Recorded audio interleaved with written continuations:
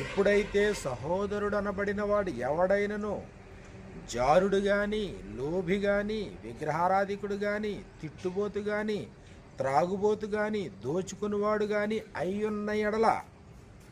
అట్టి వానితో సాంగత్యం చేయకూడదు, భుజింపనకూడదని మీకు వ్రాయిచున్నాను. సాంగత్యము వద్దు, భుజించడం వద్దు.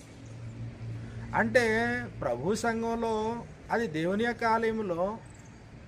పరిశుద్ధమైనటువంటి దేవాలయం ఒకటకు వృద్ధి పొందుతూ ఉన్నటువంటి ఆలయంలో, దేవుని యొక్క వ్యవసాయము, దేవుని యొక్క గృహమునై ఉన్నటువంటి ప్రభు సంఘంలో, తన కుమారుని యొక్క సహవాసములోనికి పిలువబడినటువంటి ప్రభు సంఘంలో, క్రీస్తు యేసునందు పరిశుద్ధపరచబడి పరిశుద్ధులుగా ఉండుటకు పిలువబడినటువంటి ప్రభు సంఘంలో, ఇదిగో అనైతిక కార్యాలకి ఎట్టి పరిస్థితుల్లోనూ దేవుడు దాన్ని